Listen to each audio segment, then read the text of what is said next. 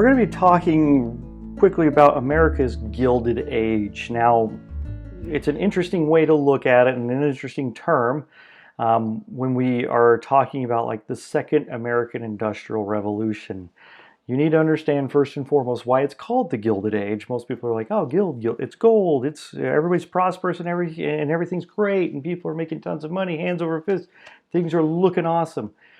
If something is gilded, typically it means that it has a thin layer of a precious metal over the top of it. It doesn't mean, like if you have a gilded cup, it doesn't mean you have a golden cup. It means you have a cup that has a very thin layer of gold that's been attached to it to make it look like it's all gold.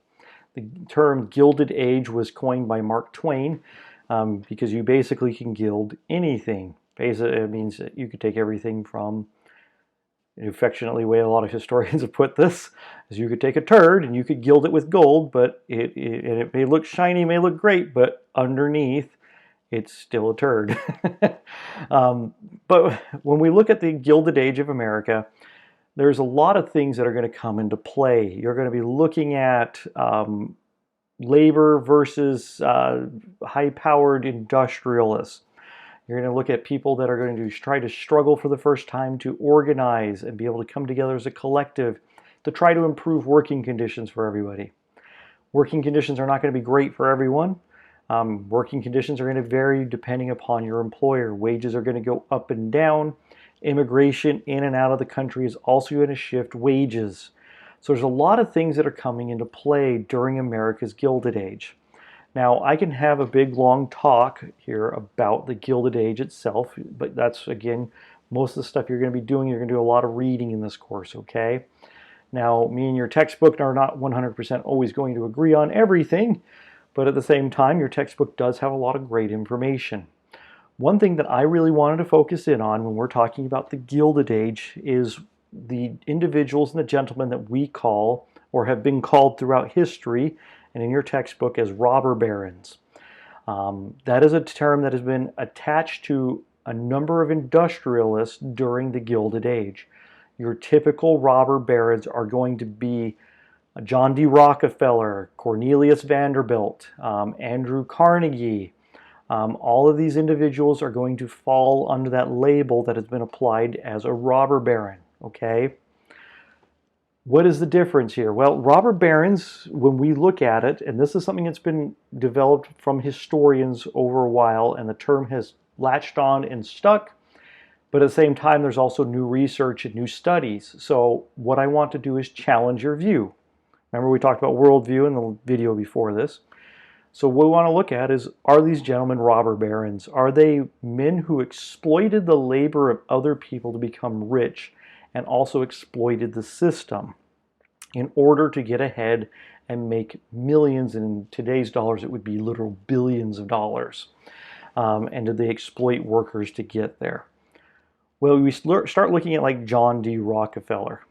John D. Rockefeller is most famously known for Standard Oil. He's the one who really introduces kerosene to the American markets. Now, John D. Rockefeller, again labeled as a robber baron, the belief or the historical terms that have always been latched onto him is that he came into the oil industry, he bought up all of his competitors, he lowered the price and outpriced everybody out of the market, and he had an oil monopoly, and therefore only Americans could buy oil only from him, and then he controlled the price of oil and the price of kerosene after that, and he used it to exploit workers and make working conditions miserable for them, and everybody was reliant upon Standard Oil.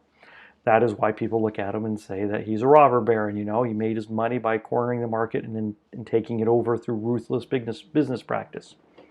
Is that John D. Rockefeller? Well, not really. I know people are like, what?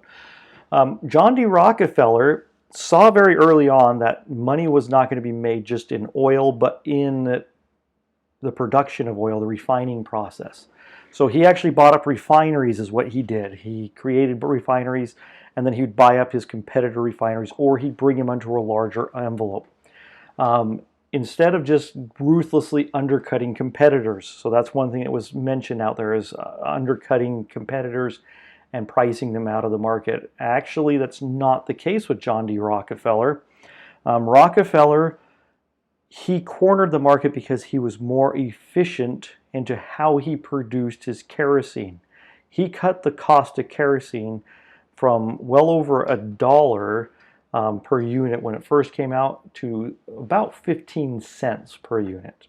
And it wasn't just due to the fact that he was more efficient with how he refined products, but he was more efficient and he learned how to use the byproducts to make other products.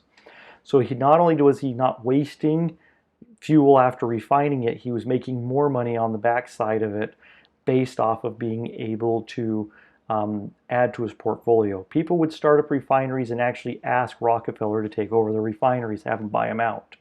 Rockefeller never held a true monopoly. He held 90% of the market share. That classic idea of what about him just undercutting the price of his competitors. Well, there's a famous story of Dow Chemicals. Dow came into the market selling, if I remember correctly, it's bromulite. It is what you use to develop film. Now, one of the things that he wanted to do was expand the market from the United States over into Europe. Well, in Europe, the Germans controlled the market.